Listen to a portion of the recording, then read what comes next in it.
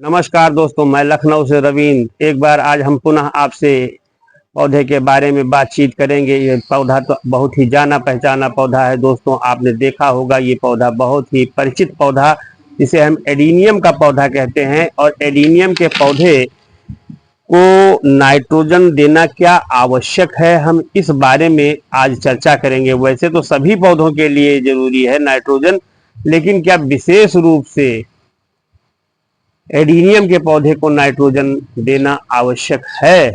आज का चर्चा का विषय हमारा यही रहेगा दोस्तों। अगर आपको हमारा ये वीडियो पसंद आएगा तो आप इसे लाइक कीजिएगा, शेयर कीजिएगा, तथा अगर आप हमारे चैनल पर अभी तक नए हैं और हमारे चैनल को सब्सक्राइब नहीं किया है तो प्लीज आप मेरे चैनल को सब्सक्राइब जरूर कीजिए, कि जिससे जब भी हम अगला वीडियो अपलोड करें तो उसका नोटिफिकेशन सबसे पहले आपको प्राप्त हो और नई नई जानकारी आपको मिलती रहे। तो आइए दोस्तों, हम अपने वीडियो को स्टार्ट करते हैं।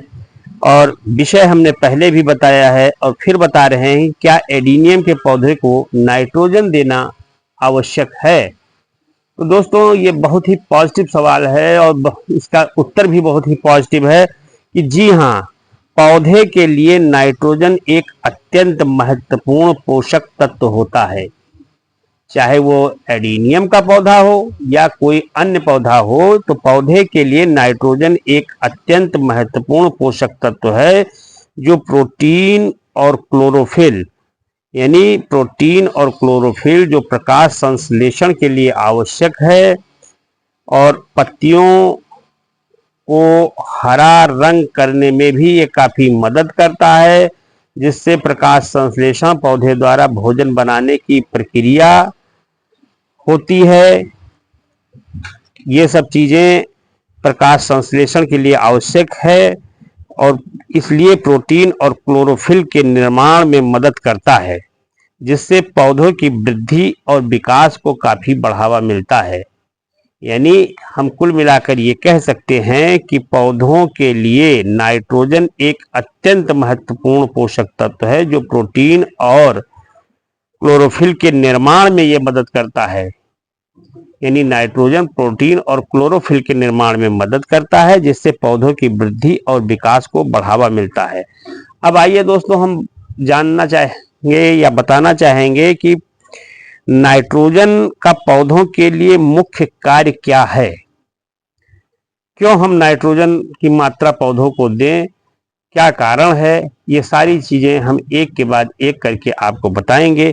नंबर एक दोस्तों, नाइट्रोजन का देना या नाइट्रोजन का पौधों के लिए जो कार्य है वो नंबर एक है प्रोटीन का निर्माण। सबसे पहले ये हम जानेंगे कि प्रोटीन का निर्माण, नाइट्रोजन अमीनो एसिड का एक प्रमुख घटक है। नाइट्रोजन जो होता है अमीनो एसिड का एक प्रमुख घटक होता है, जो प्रोटीन के निर्माण खंड है। प्रोटीन पौधों के लिए आवश्यक है क्योंकि ये एंजाइम, हार्मोन और संरचनात्मक तत्वों के निर्माण में शामिल होता है। इसलिए दोस्तों, प्रोटीन के निर्माण के लिए नाइट्रोजन का देना पौधों के लिए बहुत ही आवश्यक है।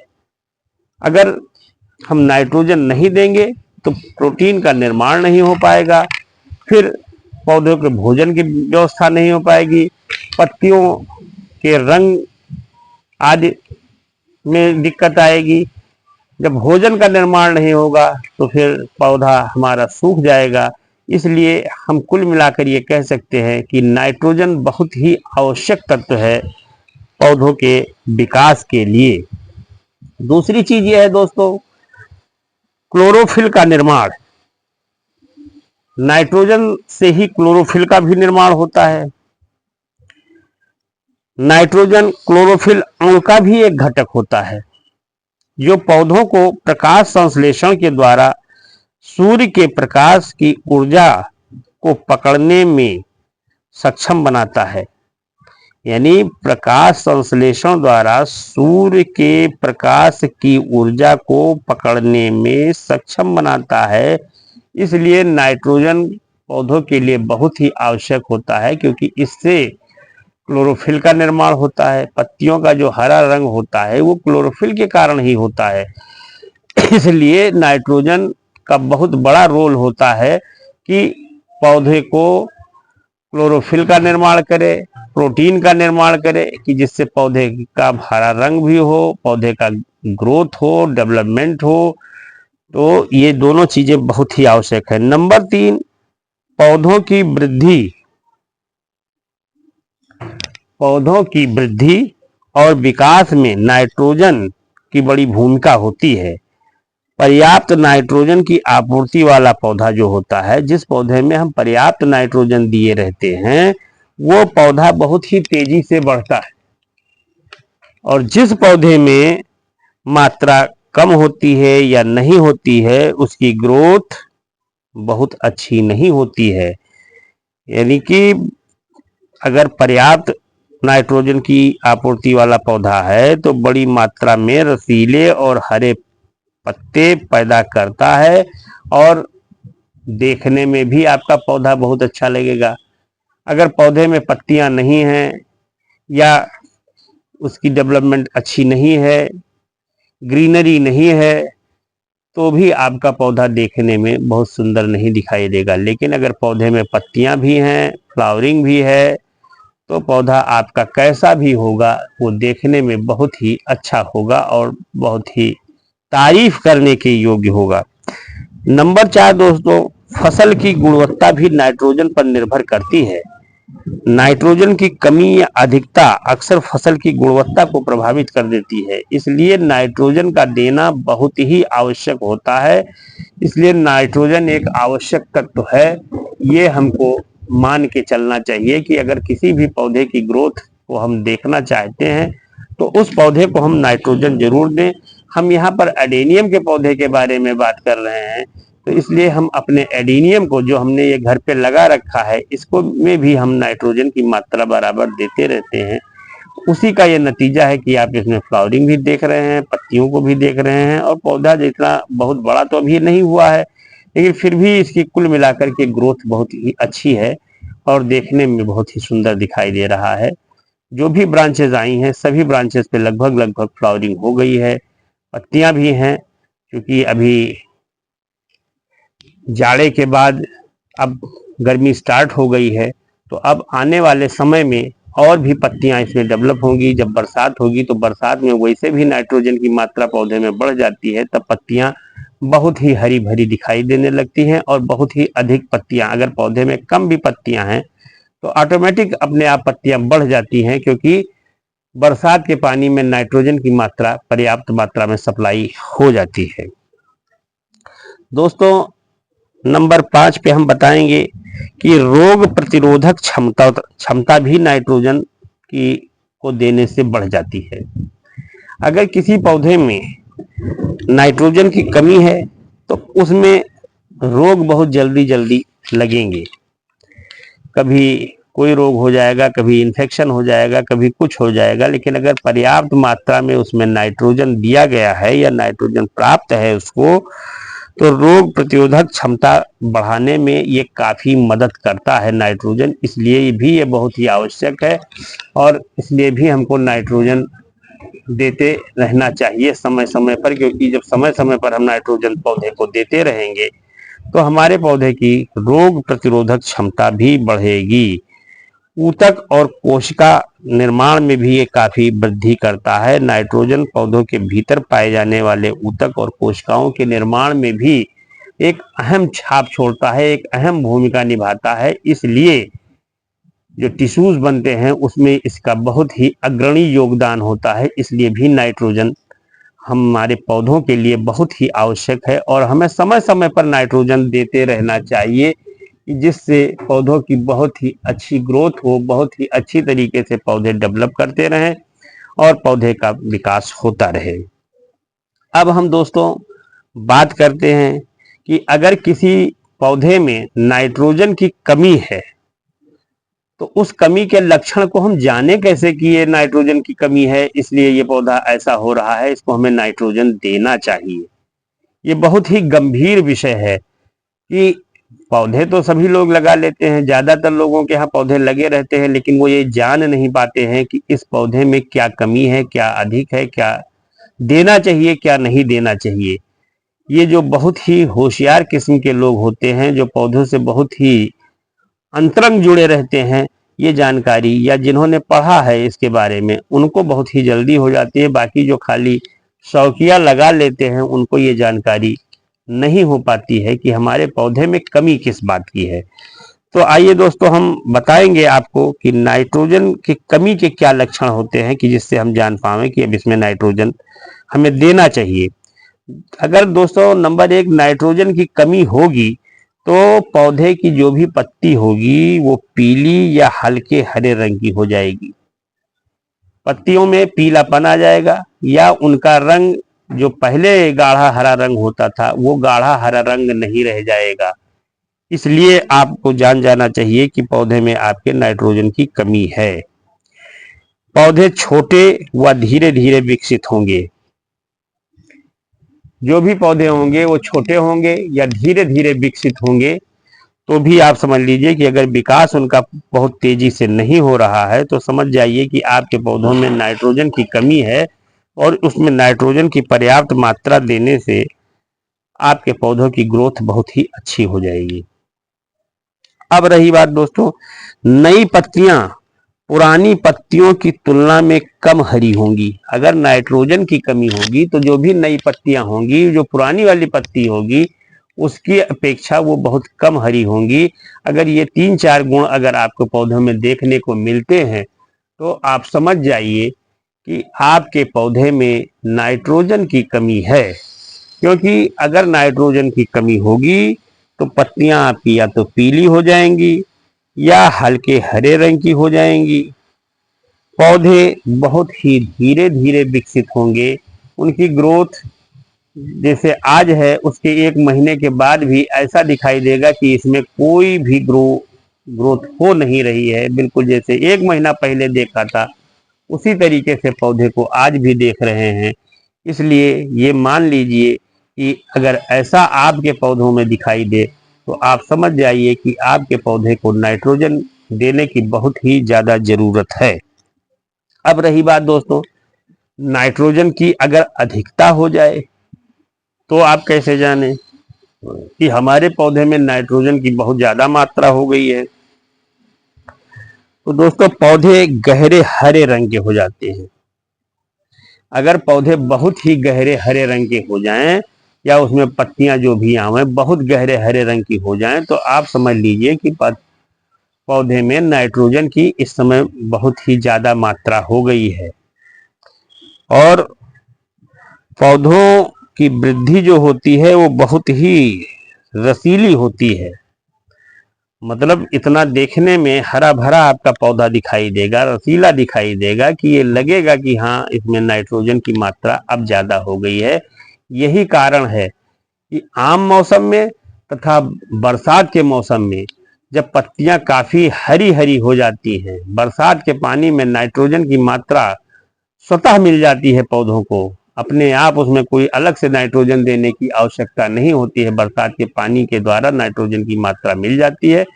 तो आप समझ जाइएगा कि आपके पत्ते हरे भरे हो जाते हैं और पौधे भी आपके बहुत ही लचीले हो जाते हैं। जो अन्य मौसम में बहुत थोड़ा कड़क टाइप में दिखाई देते हैं, वो पौधे बरसात के मौसम में बहुत ही लचीले हरे भरे स्वस्थ दिखाई देंगे। देखने में बड़ा ही आनंद और बड़ा ही अच्छा लगेगा। तो इस प्रकार से दोस्तों, अगर ऐसी भी क्रिया प्रक्रिया चले तो आप समझ जाइए कि आपके पौधों में नाइट्रोजन की अधिकता है। इन सब बातों के अलावा हम दोस्तों ये भी जानेंगे कि और भी किस तरीके से अपने पौधे को हम ग्रो कर सकते हैं। क्योंकि ये एडीनियम का पौधा है। इस पौधे को देखने से आप स्वयं देख रहे होंगे कि ये कितना अच्छा कितना सुंदर है। इस पौधे के लिए दोस्तों और भी चीज़ें ये हैं कि पौधे में कभी भी जो भी घास वास निकल आवे उसको भी आपको हटाते रहना चाहिए। क्योंकि घास भी आपके पौधे को काफ़ी नुकसान करता है और जो एनर्जी, जो चीज़, न्यूट्रिशन आपके पौधे को मिलना चाहिए वो घास वगैरह को मिल जाता है, जिससे आपके पौधे की ग्रोथ अच्छी नहीं हो पाती है। तो दोस्तों इस तरीके से अगर आप कार्य करेंगे, फिर पानी भी आप सही मात्रा में देते रहें। अब क्योंकि गर्मी चल रही है, हवा भी बहुत तेज चल रही है, इसलिए अगर आप सवेरे पानी देते हैं तो हमें लगता है शाम को भी चाहे थोड़ी मात्रा में ही पानी दें। पानी देना बहुत ही आवश्यक हो गया है, क्योंकि ये गर्मी का प्लांट होता है एडीनियम, इसलिए इसको ऐसी जगह पे रखें कि जहां कम से कम 6 से 8 घंटे तक जरूर धूप मिले। 6 से 8 घंटे अगर आपके पौधे को धूप मिलेगी तो आपका पौधा अपने आप बहुत ही अच्छी तरीके से ग्रो होगा और देखने में भी सुंदर लगेगा, उसमें अच्छी फ्लावरिंग होगी, अच्छी ग्रीनरी भी रहेगी और पत्तियां भी हरी भरी होंगी और पौधा भी आपका स्वस्थ रहेगा और मस्त रहेगा। फर्टिलाइजर के बारे में हमने आपको बताया ही कि नाइट्रोजन देना कितना आवश्यक है, और भी चीज़ें हैं और भी खाद हैं जिसको भी देना हमें बहुत ज़रूरी है, क्योंकि जो एडीनियम का पौधा है इसको बोन मील बहुत ही पसंद होता है, यानी हड्डियों से जो बनी खादें होती हैं उसका बहुत ही ज़रूरत इस पौधे को होती है। अगर वो खाद आप पौधे को डाल दें या वर्मी कंपोस्ट डाल दें, इन सब चीज़ों को अगर आप डालेंगे तो आपके पौधों की ग्रोथ सतह बहुत हो जाएगी। हम तो अपने पौधों में ये सब देते रहते हैं, आपसे भी आग्रह करेंगे कि समय समय पर आप अपने पौधों की देख रेख करते रहें। इस प्रकार की चीज़ों को आप डालते रहेंगे तो आपके पौधों की ग्रोथ बहुत अच्छी होगी और आपका पौधा भी बहुत ही अच्छी तरीके से ग्रो होगा तथा अच्छी फ्लावरिंग आपके पौधे में होती रहेगी। आप ये देखें कि इसकी लगभग सभी ब्रांचेज में फ्लावरिंग हुई है या जिसमें अभी फ्लावरिंग बर्ड्स आ गई हैं। आप इस साइड में देखिए कि बर्ड्स सब में आ गई हैं, लगभग यहाँ पे आपको बर्ड्स दिखाई दे रही है, ये फ्लावरिंग हो गई है, ये नई नई बर्ड्स आ रही हैं। तो इस प्रकार से दोस्तों अगर आप अपने पौधे को ये सब खाद और पानी और धूप, खाद पानी धूप की व्यवस्था करते रहेंगे तो आपके पौधे में हमेशा फ्लावरिंग होती रहेगी। और किसी भी पौधे के लिए ये उतना ही जरूरी है जितना, अगर आप अपने पौधे में फ्लावरिंग चाहते हैं तो ये तीनों चीजें आपके पौधों के लिए बहुत ही आवश्यक है, खाद, पानी और धूप। क्योंकि ये पौधा जो होता है ये ऐसी जगह में ज्यादा डेवलप होता है जहाँ पे गर्मी बहुत ज्यादा होती है, रेगिस्तानी पौधा होता है, इसका नाम ही रेगिस्तानी गुलाब है, डिजर्ट रोज यानी रेगिस्तानी गुलाब।